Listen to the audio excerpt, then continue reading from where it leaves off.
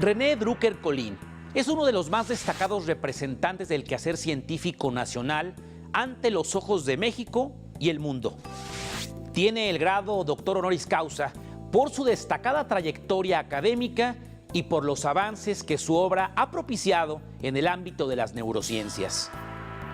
A René Drucker-Collin se le debe haber identificado la participación de un neurotransmisor en los mecanismos del sueño y su aportación para el tratamiento en el mal de Parkinson. Hoy platicaremos en corto con René Drucker-Collin, un hombre inteligente, comprometido con la ciencia y la educación, pero sobre todo con su país. Acompáñeme a conocerlo.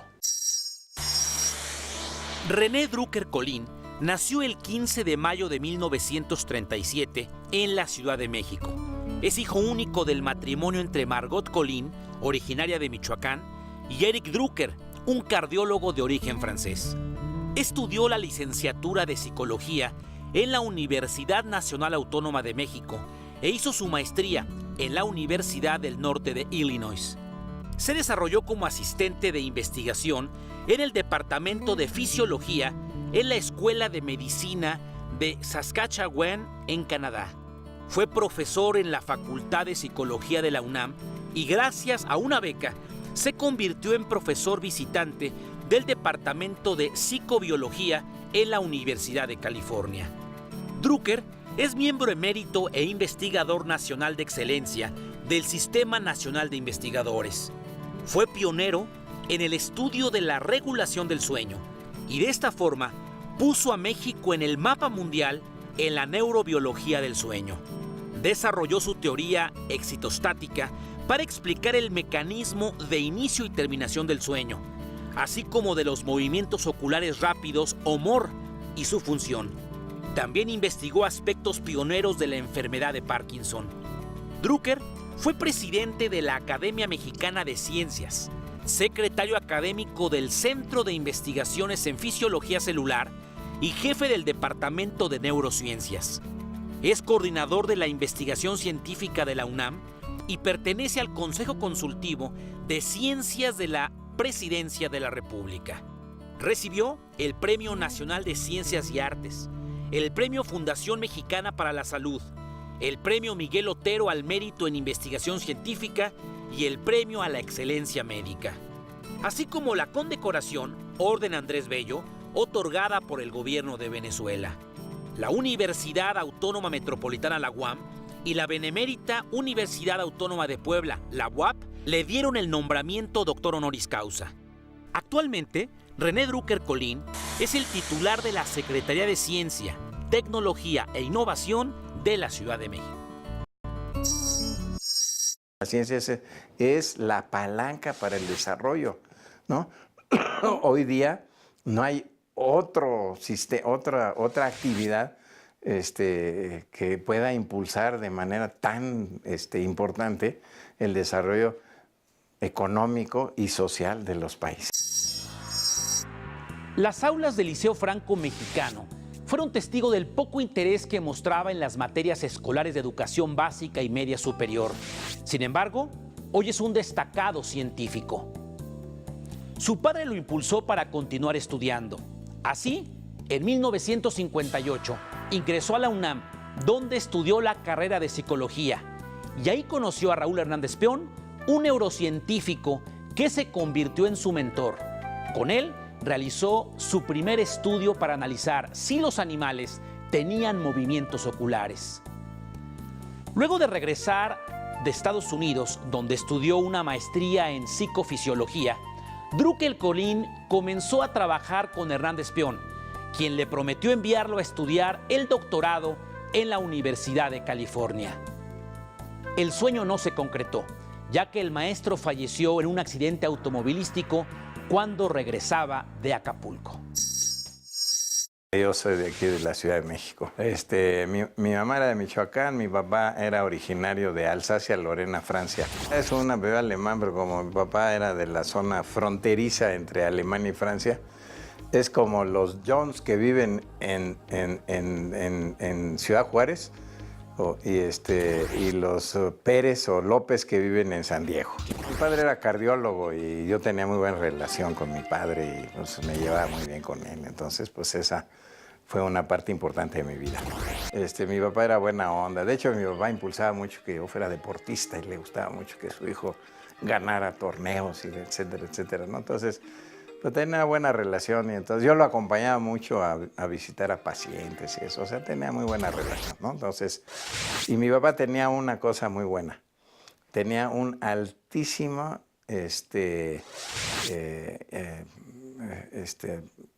interés social, ¿no? Le molestaban las injusticias y todo ese tipo de cosas. Y entonces atendía a muchos pacientes que no tenían recursos económicos. Y entonces le regalaban siempre huevos y tamales y eso, ¿no? Y un día escuché una conversación entre mi mamá y mi papá y decía mi mamá, yo ya no quiero que me traigas ni tamales ni huevos. Yo quiero que me traigas dinero a la casa. Y entonces mi papá decía, pues es que la gente no tiene, que quién sabe qué, no, pues hay que atenderlos. Eso. Entonces eso pues era una parte importante con la que yo crecí. Yo empecé estudiando medicina y después pues me cambié, pues por razones que aquí no vale la pena mencionar, ¿no? De una serie de dificultades. Una historia muy larga de contar, ¿no? Pero bueno, pues siempre muy cerca de la medicina y de los intereses que tienen que ver con el sistema nervioso, ¿no? Pero yo tuve la suerte de tener un gran maestro con el tiempo en que yo me fui formando, que era un neurofisiólogo muy conocido, muy famoso, que se llama Raúl Hernández Peón, que fue pues un gran científico mexicano que lamentablemente murió en un accidente automovilístico prematuramente, pero él fue mi maestro y él me encauzó, me generó el interés por las neurociencias. Y a partir de mi relación con él, pues decidí que yo iba a ser neurocientífico. Y entonces, pues eso he sido en los últimos 50 años de mi vida. Exactamente, un tercio de cada día lo consumimos durmiendo. No, lo que queremos entender es el sueño, bueno, precisamente porque el sueño es tan importante, es una actividad biológica fundamental. Estamos hablando de la biología del sueño, no de las ensoñaciones y eso, ¿no?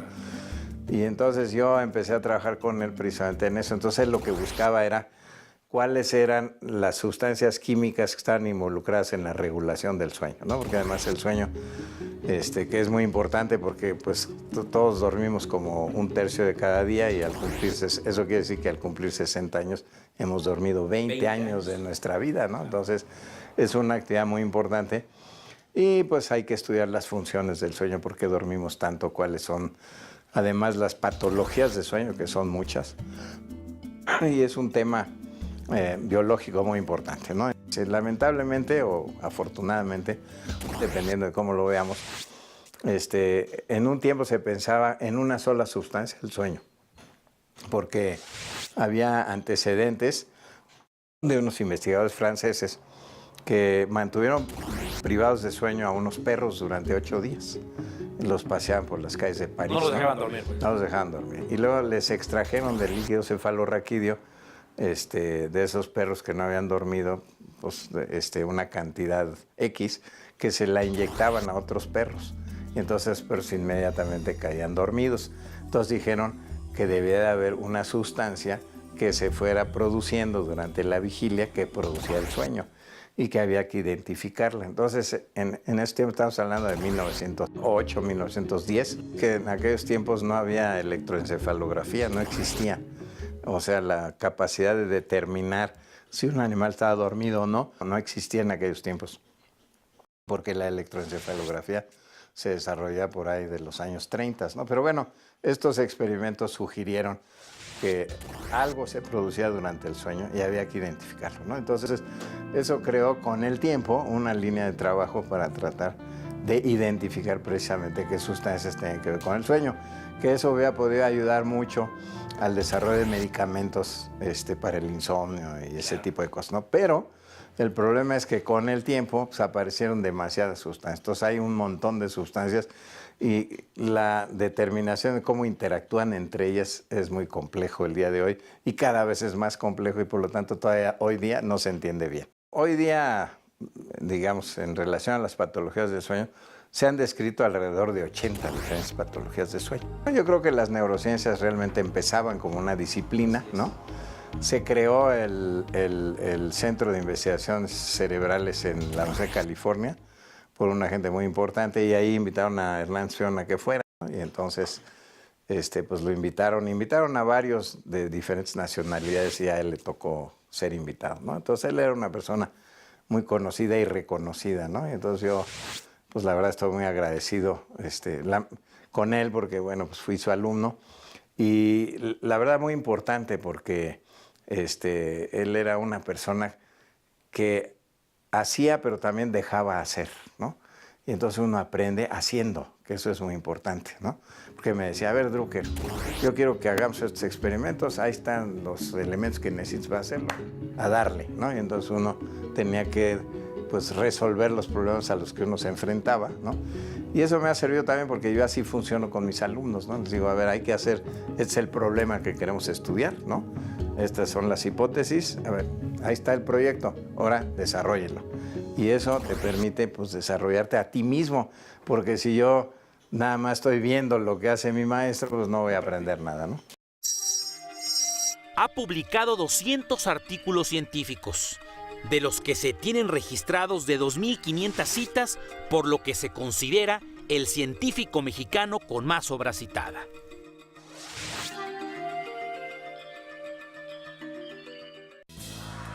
A sus 77 años, un día normal en la vida de René Drucker Colín comienza con 2 horas de ejercicio.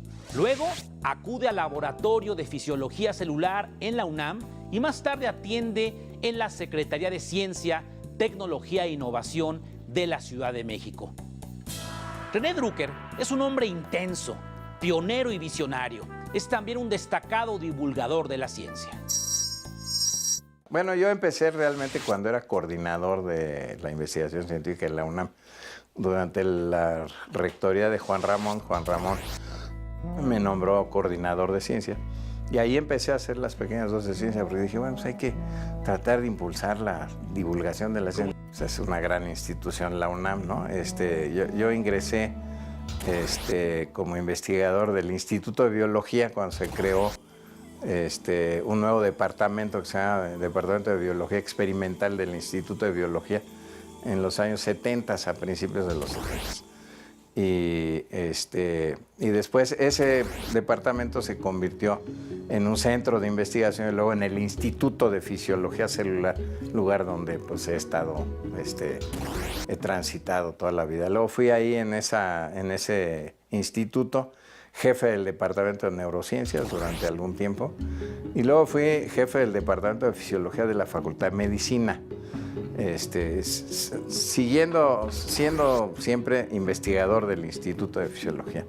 Y después, como te decía, pues Juan Ramón me nombró coordinador de la investigación científica de la UNAM, que fue una experiencia muy interesante porque tenemos 30 centros de investigación en la UNAM, ¿no? De diferentes disciplinas.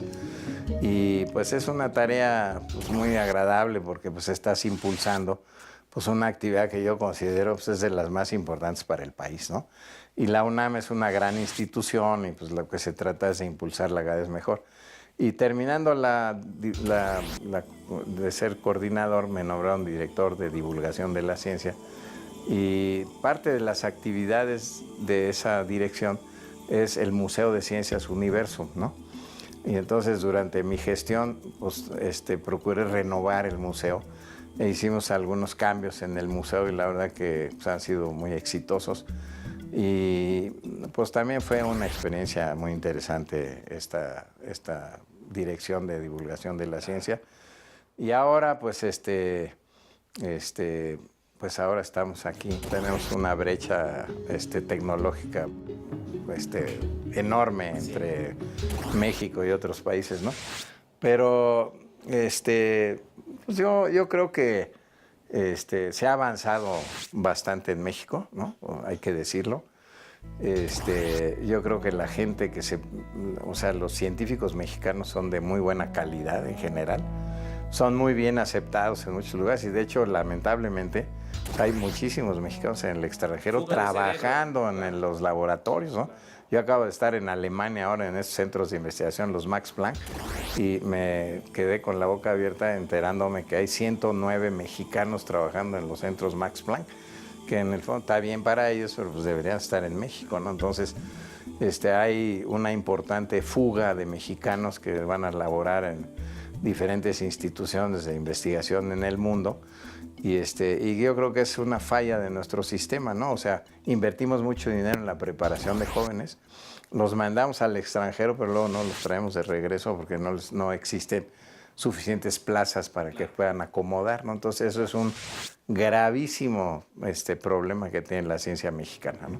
La verdad que la divulgación de la ciencia es importante, pues hay que darle a conocer a la gente la importancia de la ciencia, ¿no? Entonces eso se hace a través de la divulgación. Ahora, la divulgación se puede hacer de diferentes maneras, ¿no? Puedes hacer divulgación escribiendo artículos de fondo en revistas, ¿no? Hay muchas revistas científicas. De hecho, la UNAM tiene una muy buena que se llama Como Ves, que se hace en divulgación de la ciencia. La Facultad de Ciencias hace una revista muy buena de ciencias. La Academia Mexicana de Ciencias tiene una revista que se llama Ciencia. Entonces, pues ahí se divulgan cosas, pero entonces tienes que leer un artículo a veces un poco complicado, ¿no? Y entonces, en el esfuerzo de hacer divulgación, yo lo que decía es que la gente pues, no pone atención en tiempos muy prolongados, ¿no?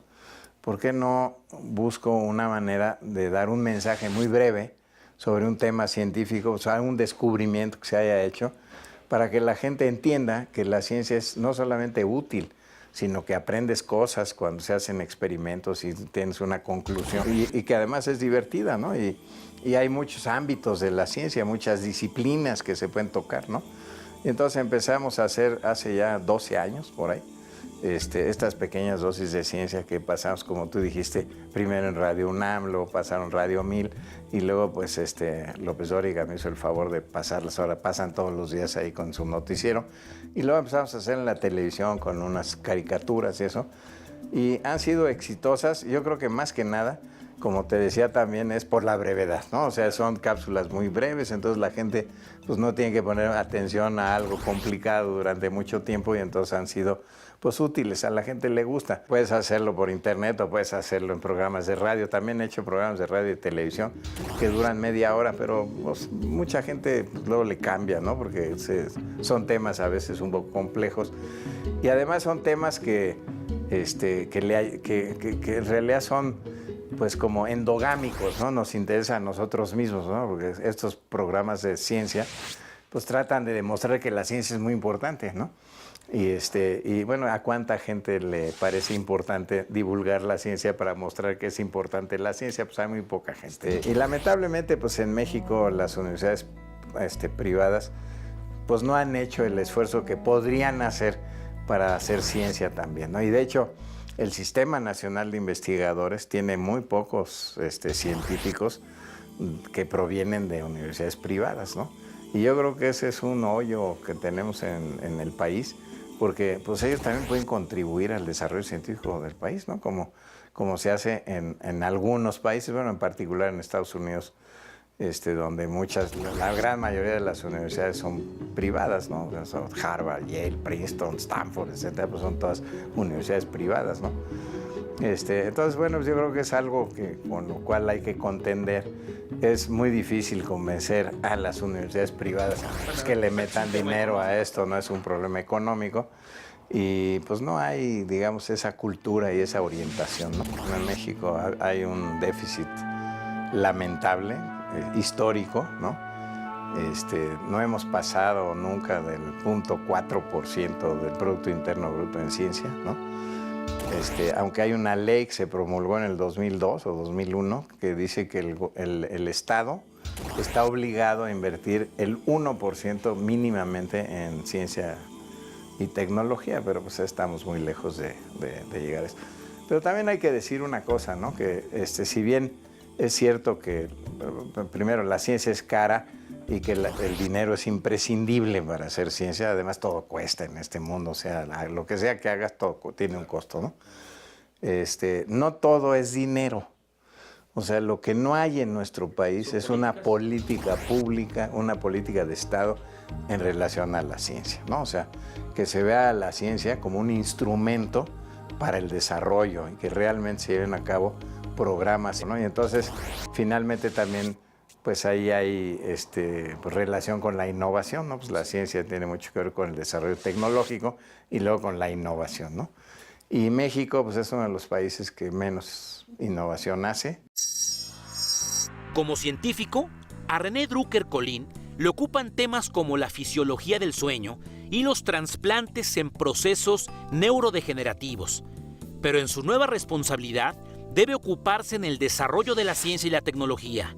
Al regresar, conoceremos su faceta como político.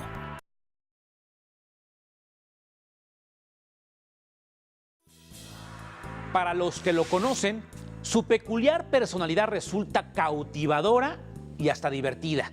Aunque es una eminencia, él se considera en esencia un investigador. Sin embargo, su interés en la política, su preocupación por la educación, la ciencia y los intereses de la nación han quedado de manifiesto a lo largo de su trayectoria.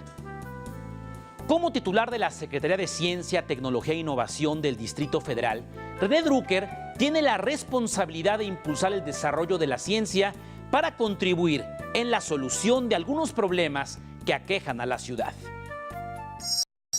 Y pues en la Ciudad de México afortunadamente se creó una Secretaría de Ciencia que hace que efectivamente la ciencia pues eleve su presencia en la política pública, ¿no? La ciencia es importantísima, ¿no? Pues es tan importante como la Secretaría de Economía, de Educación, de Desarrollo Social, en fin. La ciencia es el motor del desarrollo de las naciones. Ahora, la ciencia tiene esa, pues vamos a llamarle desventaja, ¿no? O sea, la ciencia no tiene frutos inmediatos, sino tiene frutos a largo plazo. Entonces, si tú inviertes en ciencia, al cabo de 20 años, si tienes un buen programa, una buena visión del país, pues entonces vas a tener muy buenos resultados en beneficio de la nación. Además, este es un maravilloso país que tiene de todo, ¿no? Y además la gente, pues la verdad que la gente es trabajadora, es muy creativa. De hecho, hay una cantidad de investigadores, de científicos y de inventores pues muy importante en el país, ¿no? Y que son gente muy lista, muy capaz, ¿no? Y que pues no tienen salida, no hay, digamos, una política pública al respecto. Yo creo que es una decisión política en la cual se tiene que decir, el Estado va a invertir en el desarrollo científico del país, ¿no? El Estado está obligado a hacerlo. Hay que impulsar a las universidades públicas, ¿no? Hay que fortalecerlas, hay que crear grandes centros de investigación, ¿no? Que a la larga nos van a generar riqueza y nos van a generar cambios sociales importantes, ¿no? Entonces, es una decisión de Estado, ¿no? Al mismo tiempo, desde luego, hay que crear una serie de condiciones para que se fomente de manera mucho más adecuada el sector productivo nacional, que fuera un sector productivo mucho más innovador, que fuera un sector productivo que genere productos con valor agregado para que se vuelvan competitivos. De hecho, el Banco Mundial acaba de sacar un reporte interesantísimo, 2014, donde dicen que en Latinoamérica el emprendedurismo es el lugar donde hay más que en todo el mundo. O sea, Latinoamérica en general es el lugar donde hay más emprendedores, pero es donde hay menos innovación. Entonces hay muchos emprendedores, muchos negocios que se abran. Bueno, se abren muchos negocios, pero vienen muchos, digamos, del extranjero, se instalan en nuestros países, pero en realidad lo que hacen ellos son expandir su propio mercado, ¿no? Entonces son empresas que expanden su mercado. Eso no nos ayuda. Lo que necesitamos es crear, innovar, no hacer nosotros mismos nuestras cosas, ¿no? Y eso es en donde tenemos una gran falla. Entonces, ahí el Estado mexicano estaría obligado a tener una política inteligente al respecto de promover la innovación. No, de hecho, aquí en la Secretaría ahora tenemos el primer coche eléctrico hecho totalmente en México por mexicanos, ¿no? Y entonces lo que queremos ahora es que ese coche eléctrico se convierta en un éxito comercial y que tengamos el primer coche mexicano, 100% mexicano, que ahora sería eléctrico y que podría resolver problemas de la contaminación, etcétera. Pero ese es el tipo de proyectos que el país requiere de fomentar, ¿no? Que sean empresas mexicanas creadas por mexicanos, ¿no? y no que pues, tenemos algún problema o queremos algo, vamos y lo compramos afuera. Y, ¿no? O sea, pues eso es absurdo. Yo creo que la Secretaría de Ciencia, no porque yo esté aquí, ¿no? Pero digamos es un instrumento para poder mostrar que la ciencia es una de las herramientas más poderosas para resolver, en este caso, los problemas de la ciudad, pero en general para resolver cualquier problema. Hoy día la ciencia es la herramienta más poderosa que tenemos para resolver cosas, ¿no? Entonces, la Secretaría de Ciencia tiene como misión procurar mostrar claramente que la ciencia va a ayudarnos a tener una mejor calidad de vida en la Ciudad de México, ¿no?